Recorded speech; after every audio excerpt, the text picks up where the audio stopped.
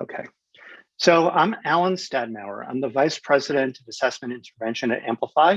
That means that I work on our mCLASS team. And so I'm just absolutely thrilled to be bringing to you the information today that we can share about the impact that mCLASS has and how you can really use it for instant classroom action. So our agenda today is I'm going to talk a little bit about the assessment itself, DIBELS 8th edition, and how that plays out in the mCLASS teacher administered digitally scored world. And then we're going to begin a demo. And in that demo, we'll see how we assess. We'll see the reporting that teachers use to get instant action in their classrooms. We'll talk a little bit about Amplify Reading and how it extends the reach of teachers. We'll take a quick look at caregiver letters, and we'll take a tiny dip into our leadership report. I think the whole presentation will take us about 40 minutes. So we're going to have plenty of time for live questions. You can ask questions into the Q&A box, please, at any time. I'm being joined by Steve Engelhardt. He'll answer a few of them as we go along, and then the bulk of them I'll be taking live at the end. So thank you so much. Let's just give a quick headline. You know, Amplify's been doing this work for a very, very long time. We've been focused on literacy, and in particular, literacy assessment and instruction for 2 solid decades. We first put the DIBELS assessment from the University of Oregon onto a Palm Pilot with just 160 pixel screen over 20 years ago. But the research continues on reading, on assessment, the technology advances, and at every single moment, we get the opportunity to completely refresh what we're doing so that it stays with the up-to-date research, and especially now deeply rooted in the research on the science of reading. All the way to today, where not only do we have the DIBELS 8th assessment in English, but we are introducing, and we'll talk very briefly, about the Lectura, mCLASS Lectura assessment in Spanish that is coming out this summer for the new school year. Now, when we think about the mCLASS suite itself, or mCLASS Amplify Reading Edition, as I would describe it, it's not just an assessment platform, it's assessment and instruction. One of the things that we've seen across the country is that teachers are using a lot of different tools to get good quality student data. They've got one thing for their universal screening compliance. Teachers sometimes don't trust that data, so they do something different. Maybe they use their own assessments for progress monitoring. If there's a dyslexia screening requirement, sometimes they use something completely different for dyslexia screening. mCLASS is an all-in-one tool, but it doesn't stop with the reports. It instantly generates small groups and provides lessons. But really the big idea is that it's going to give teachers a choice. After they have the data, they themselves can then lead lessons for small groups in their classes, and they can choose to have students working on a computer at their own pace in an extremely engaging game-like narrative world for independent practice. And together, that's how students make really great advances when you use mCLASS. Altogether, 2.4 million students were assessed with mCLASS this past middle of the year. Now, mCLASS is a K-6 program focused on foundational literacy skills. So, you know, we know that in our country, there are a lot of students in grades 5 and 6 that we still want that gold standard data about foundational skills. But you can imagine that the sweet spot for mCLASS are in grades K2 and K3. And in fact, over 12% of all K3 students in the country have been assessed with mCLASS, which begs the question, what is it that teachers and districts are coming to us for? And the answer is the fact that the moment in which the teachers and the students are doing the assessment is very gentle. mCLASS is teacher administered, meaning that when you come the time to do your assessment 3 times a year, a teacher is sitting, say, with a first grade student. It takes 5 to 7 minutes. So that's really gentle on a student.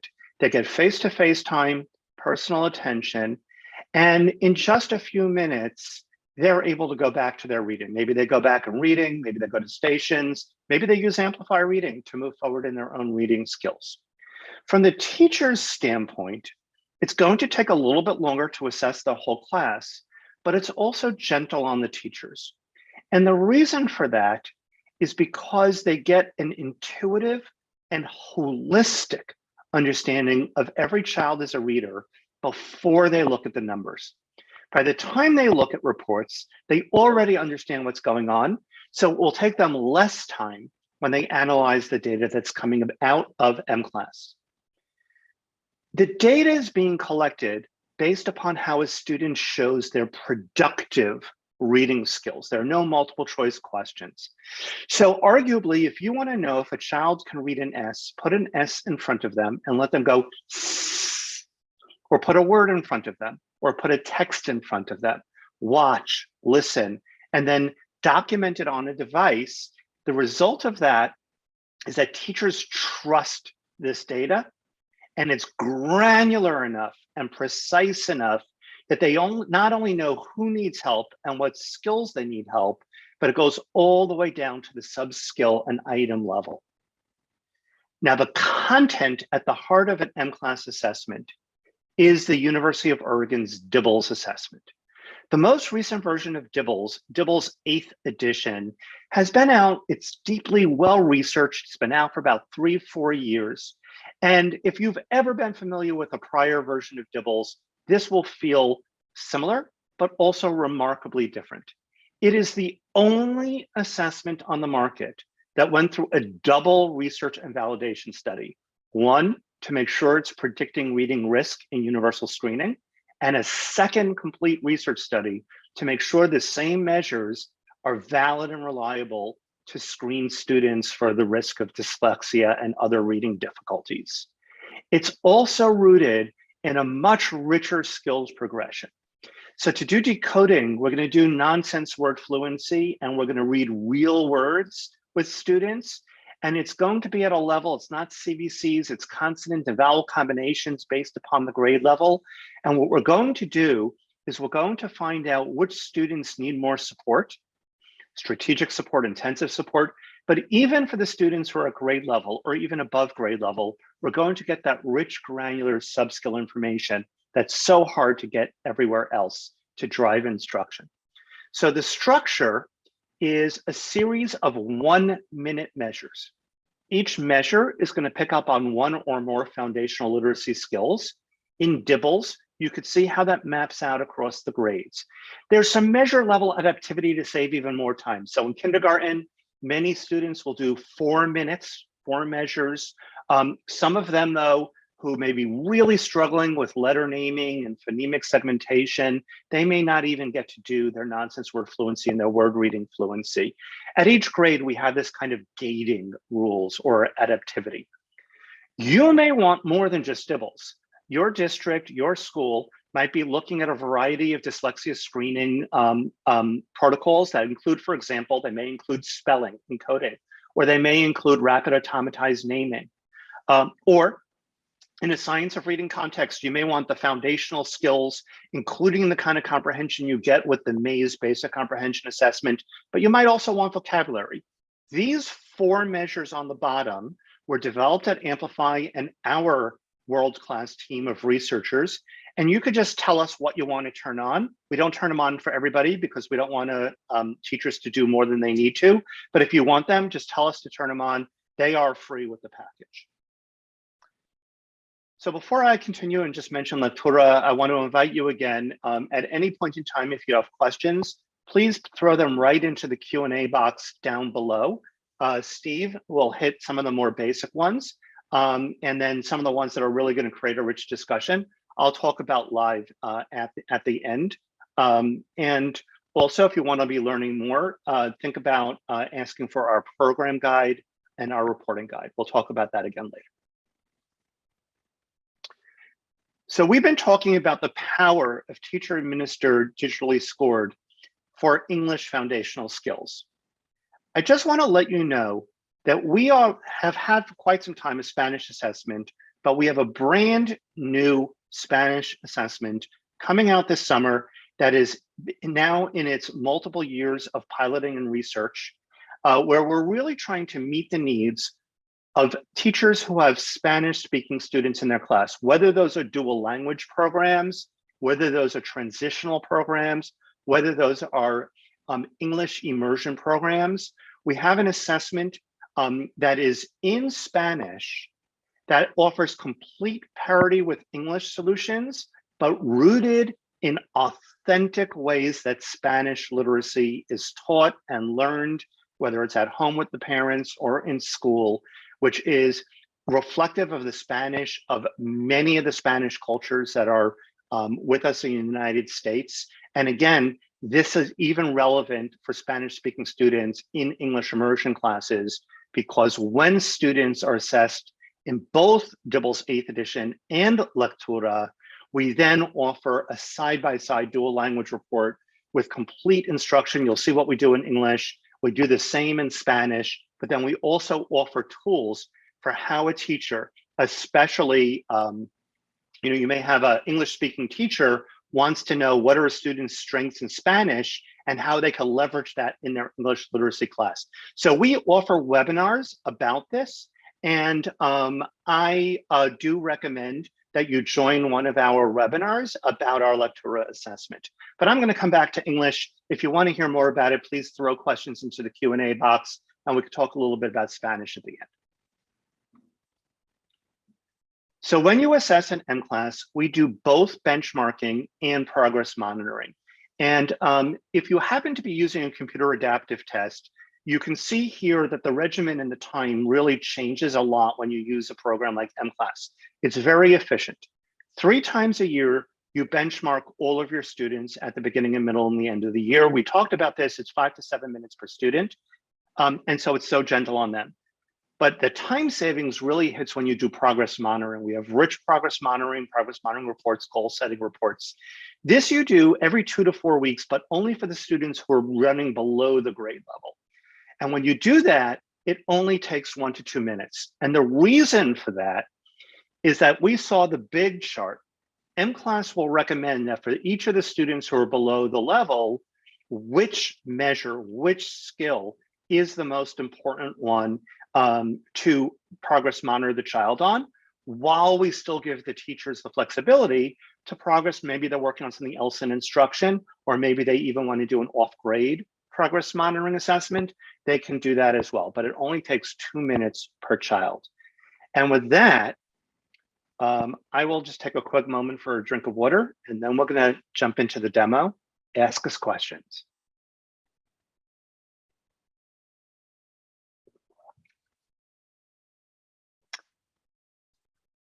All right, so teacher administered digitally scored. To set up the setting, the teacher has a device.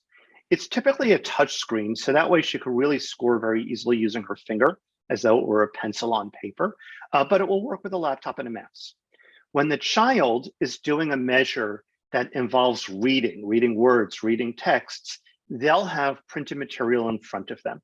We call that a kit that has all of the student assessment materials in it, and you just put it in front of the child, and they can work from there. Now, I'm gonna show you Karen assessing Lee with phonemic segmentation fluency at the beginning of 1st grade. The sounds in the word am are Your turn. Tell me the sounds in the word am. Tell me any sounds you hear. So we always start with a practice item, and Mr. Say gives Karen's the instructions. They're embedded in her screen, which is what we're seeing in the lower left-hand corner. So that way she can assess with fidelity and consistency. Above it, you can see the instructions, and I kind of like picked up midstream before this. There are tooltips for scoring in order to make it so that way teachers who are even beginning their journey with us, who have just finished their PD and now might even be assessing for the first time, all have everything embedded in their platform, so that way they could do this smoothly and easily. Okay, here is your first word. 4. Here.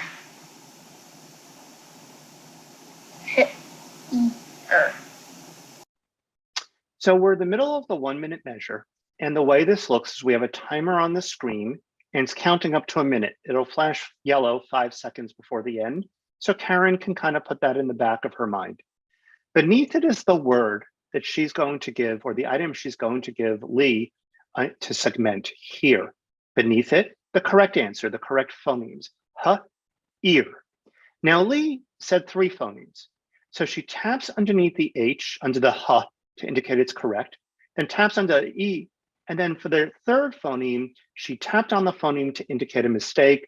A double tap would be a self-correct, which of course is very relevant instructional information, especially when we do things like oral reading fluency or word reading fluency. We just tap to see where a student gets it wrong or self-corrects.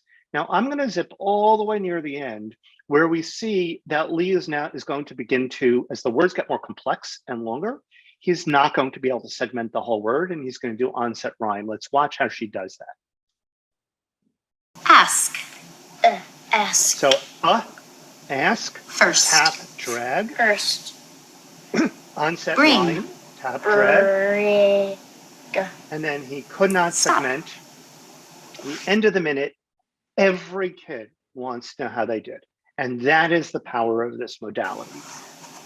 Good job. So now Karen may not explicitly say to Lee that he scored 23 phonemes correct, which was well below the benchmark for a beginning of year first grader. But what's going to happen from Karen's standpoint is she's in the moment, she's seen all this happen, the score comes in instantly. As soon as she does her letter sounds, those scores will be coming in. And finally, the composite score, an overall measure of reading risk, red, yellow, green, and blue, will pop in on the top. At the middle of the year and the end of the year, Karen will see those results instantly, so she and Lee can have a teacher-student conference about his growth and help him take greater ownership for his own learning, because that is really our philosophy, is the teachers and the students are in the center to own the teaching and the learning that's going on in the classroom. Now, let's talk about how the assessment translates into action. Remember, collecting data isn't the point. It's not the what, it's not the data, it's the so what and the now what. So let's join Andy Brown's first grade class at the middle of the year in our reporting platform.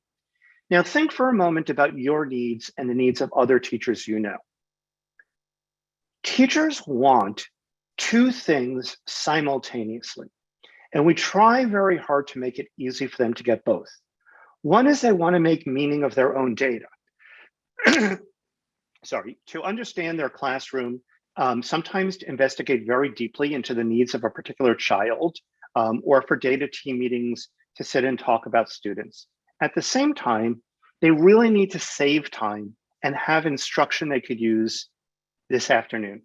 So everything is instant, and I'm going to show you how this works. We don't want to go to a lot of different reports. We want to create in the moment live discovery.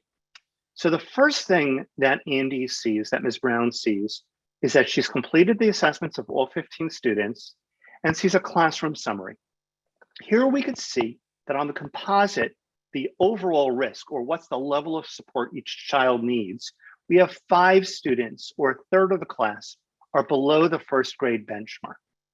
Now what this means is mCLASS is predictive of future reading success. It's not just looking at where do you stand relative to a national sample at any given moment. It's asking the question, these 2 students who are well below the benchmark, let's say I only did core instruction. None of you would do this. Let's say I only did core instruction and did not provide these 2 students, we'll see who they are in a moment, with really intensive support. At the middle of the year, they would only have 20% chance of being at the benchmark at the end of the year. So these are the students who really need intensive support. The students in green have an 80% chance of success. So keep moving with them in the core, keep an eye. We don't want anybody to slip back. Above, maybe even consider enrichment. And of course, the students who are running in the yellow range provide strategic or some support, perhaps even intervention for them as well. Of course, what do you support students at? That's where you'd look at the foundational skills themselves. As we scroll right down, we see the class list, and all of the foundation skills in that grade are listed. Now, in this particular school, they were using oral language, vocabulary, spelling, and phonological processing for dyslexia screening, but they only did it at the beginning of the year. So we have middle of the year scores. When I click on the composite score, in order to sort it, we see that Samir and Alice are the two students who need that intensive support, probably tier 3 intervention that I've discussed. If I click again, I could see my high flyers, the 3 students who really are, who are really doing so well that they maybe even want to do some enrichment. It becomes much more interesting when I click at the skill level. So if I look at my word reading at first grade, I see I have 5 students who are below the benchmark for a first grade, middle of the year word reading. The skills go left to right. So I could see that 3 of those students are struggling with some of their foundational skills. And then I have a student like Emmy Brown. Emmy seems to be doing very well with her phonemic awareness, letter sounds, and decoding. And it's actually her word reading and her oral reading fluency and accuracy that needs the work. If I see a number, I can click it and I get the exact transcript the same way as it looked on the device. So for Emmy, for her phonemic segmentation fluency, we already knew that she was running in the green, but we might be curious, is she making a lot of mistakes? Is she racing through it? What's been going on? Well, in Emmy's case, we can see that she nails every single one. And again, it looks just like the device for ease of use for the teachers. If I look at her letter sounds and decoding, I'm also going to see a lot of nonsense words that were fully read correctly.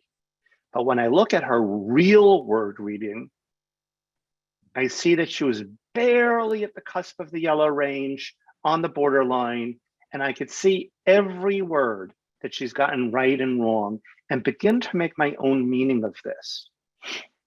If I look on her passage reading, I could see that she didn't get far at all and had a lot of mistakes in her accuracy. So she was reading slowly and struggling. If I want to know more about Emmy's past history, I could go down deeper into Emmy and I could see her history for as long as the district's using mCLASS. The data follows the child from school to school, classroom to classroom. In this case, we only have beginning of year and middle of the year, but you could see that from the beginning of the year, she was running in the red range. And she actually made a lot of progress by the middle of the year. And we're curious to see how that's being made. Take a look. Phonemic awareness, she was running in the red at the beginning of the year. If it's a number, I click, I see the details, granularity, clarity, make meaning. Take a look at that.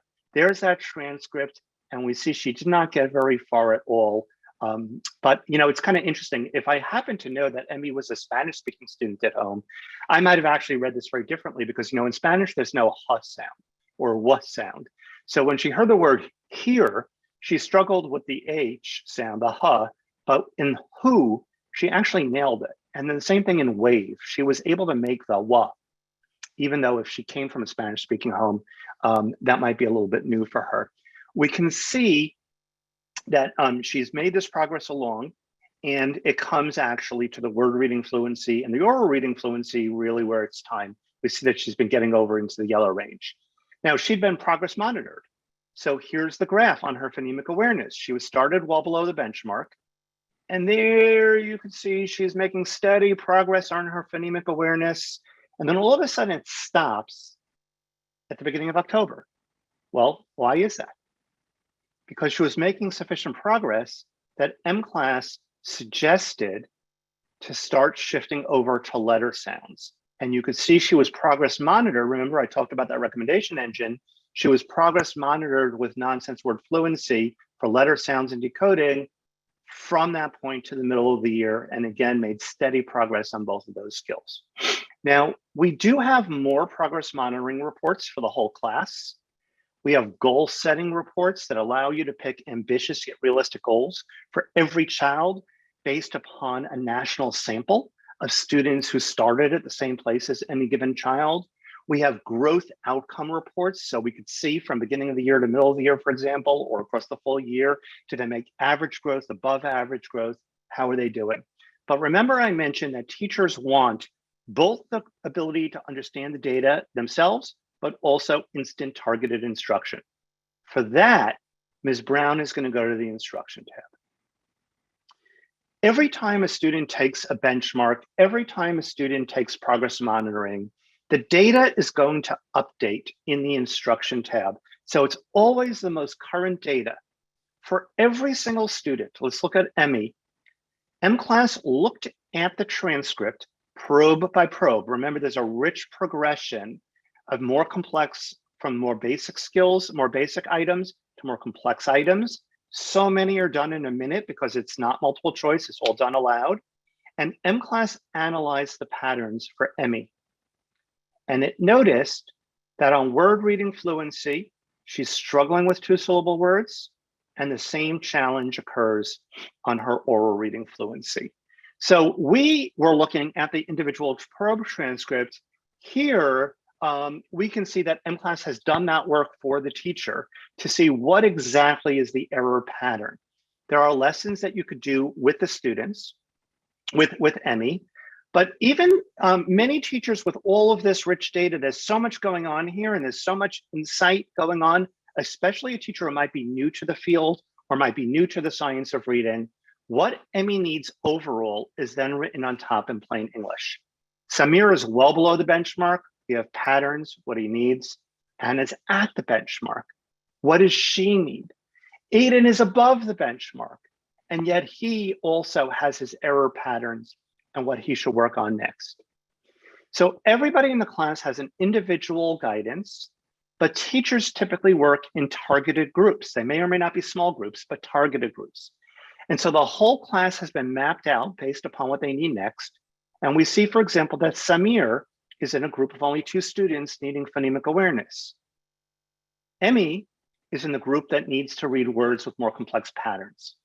Here's what they could do. Here's what they should work on. Pedagogy of how you accomplish this really scaffolds new teachers especially. If you have English learners in the groups, how will you adjust the lessons? If you have students in the group who speak language varieties of English that are not the English spoken, the general English of school, maybe they speak Appalachian English and they're used to saying a going to the store, or they speak Black English, or they speak Cajun English.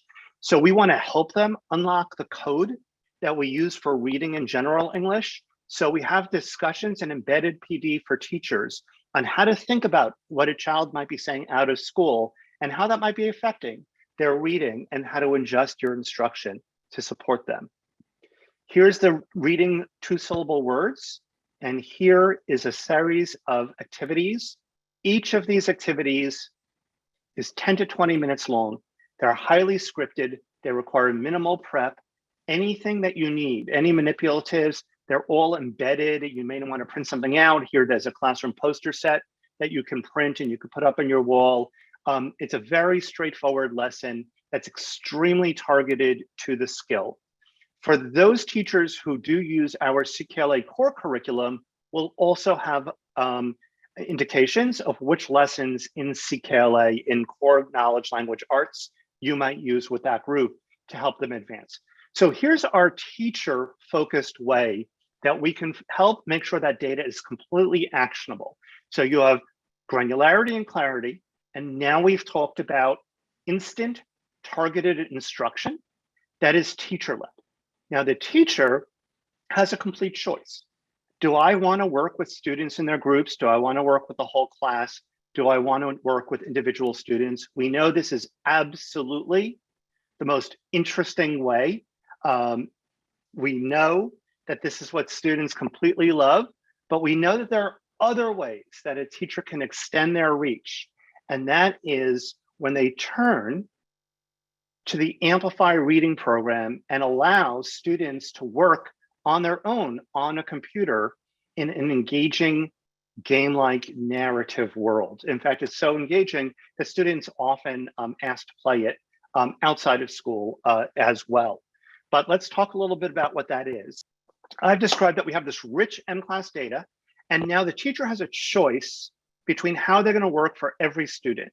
Will they support them with the teacher-led instruction, or do they want them to be working on their own, or both? So Amplify Reading, students are on their computer and they're working on skills games in a completely personalized trajectory that I'm about to explain that is unique in the field. So we really know that students are used to an incredibly sophisticated experience, game experience on their phones, on their computers. The bar for media for students is extremely high. And so we've made sure that our production values are great. We've worked with game designers to make sure that the skills games are going to be engaging and really meet the standards that students are used to. At the same time, we've worked with leading science of reading researchers to make sure that the content is based absolutely in the science of reading, that it is rigorous, not just fun, but that it's rigorous and effective. We take a look at this, like mCLASS, which did not only the skills, but the sub-skills. The Amplify Reading component of mCLASS Amplify Reading Edition is also going to think about the sub-skills. So here we have Scarborough Rope, that's the root of science of read, that's the script depiction of science of reading. But we don't just want to look at the basic skill levels of either knowledge and comprehension or of decoding. We want to get underneath it. So say, for example, in comprehension, we have a whole bunch of sub-skills in how reading comprehension is actually developed. The mCLASS results place students at the beginning of the year into Amplify Reading's personalized instruction journey. Now, as you can see here, we go from the results into an instructional focus, core skill by core skill. So a student may start below grade level in one skill set and at the grade level in a different skill set. And that's fine, because the trajectory is then going to be completely adaptive. Underneath the hood, mCLASS isn't just starting a student at a spot in a scope and sequence, the way some programs might, where you have a score, and that means you start here and you move sequentially. In Amplify Reading, we actually have an adaptive learning map where students move for each of the different skill levels at their own trajectory of where they go next in a totally personal, I don't remember what the number of paths are, but they're incredibly large. Now, that's a very geeky chart. How does that translate back to a student? For a student's perspective, they're going to work on a few different skills at the same time to keep it interesting. If they do a skill game and they succeed and they demonstrate mastery, it's going to give them more content, more challenging content. If they're struggling on it, it will then move to guided practice. The teacher will not have to do anything, will not have to reset them in the program. They'll get more guided practice before they go back to the skills game in which they have to demonstrate the mastery. If they still struggle with more guided practice, then we'll move to a certain amount of direct instruction. And then we'll go back, if necessary, to precursor skills, because perhaps that's what's going on. So I've just taken you under the hood. How does this feel to a student? So now you have each student on their own path, but how do they talk to each other at recess? The way it works is every child is in the program in a year-long storyline. Every student, your most advanced first grader and your most struggling first grader, will be in a story that's been mapped out because it meets the needs, the developmental needs of a first grader. Third graders are in a different storyline that focuses, for example, on mystery. In fourth and fifth grade, they're going to be in an adventure story. So every child is in the same story, regardless of their skills needs. The story is divided into quests or chapters. And again, every child in the class, regardless of their level, is going to have the same quest. They'll meet the same characters, get the same rewards. And this keeps them intrinsically motivated. Underneath each quest are 3 skills games. And as I showed you, those skill games adjust for every student. And in your first quest, based upon how you did on those 3 skills, Amplify Reading will serve up your next 3 skills games, and then the next 3 skills games, constantly adapting to a student's needs, higher or lower, but keeping them in the storyline that really engages them. So again, that was Amplify Reading. So remember, now we've seen how we really make assessment data actionable. Amplify Reading has shown incredible results in research studies with 30 minutes a week. So that boils down to, 10 minutes a day, 3 times a week. A child could be working in an engaging environment that they're really dying for.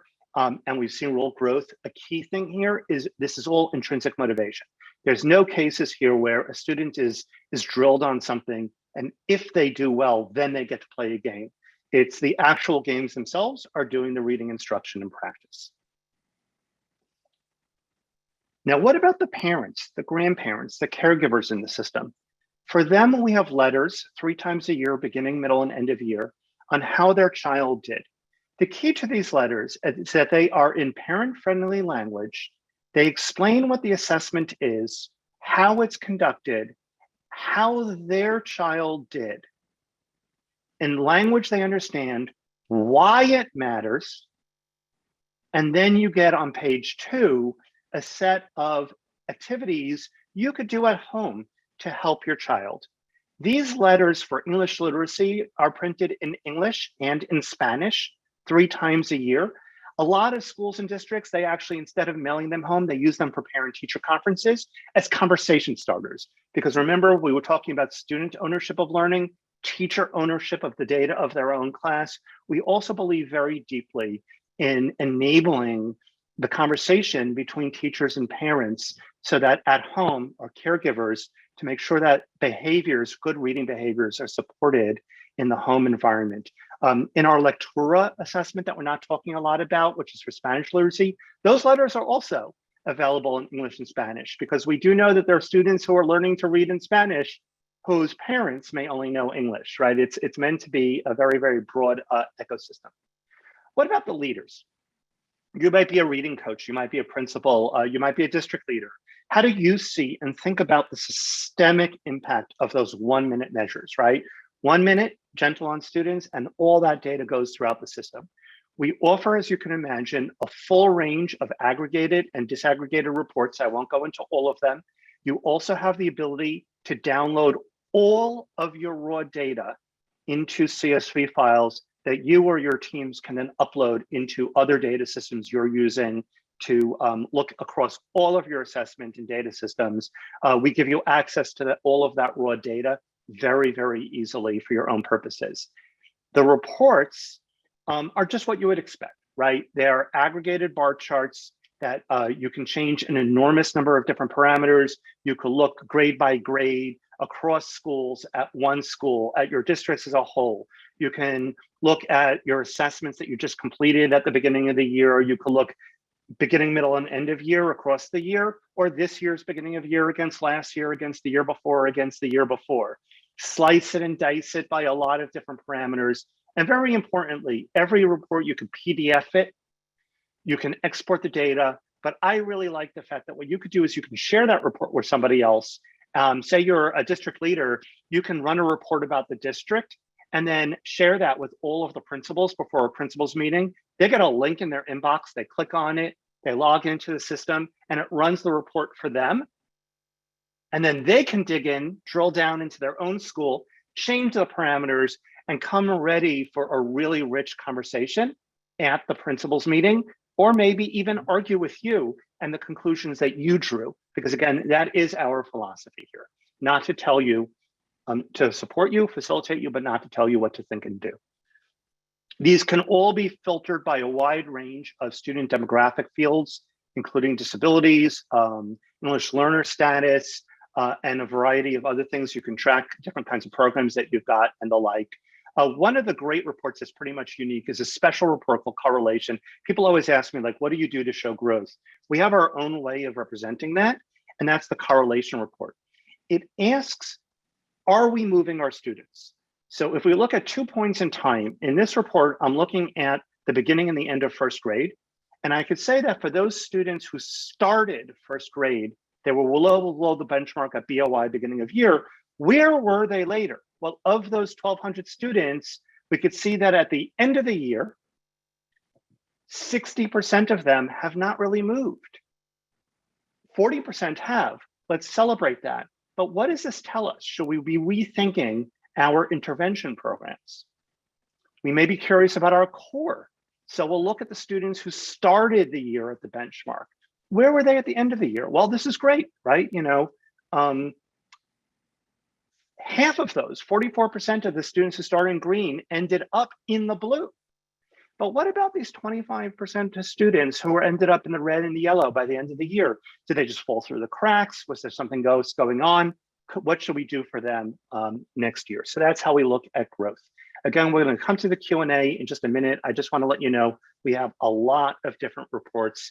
Please, Steve dropped into the chat our link to our reporting guide a little while ago. Please click on that, download it, see everything we've got in our system.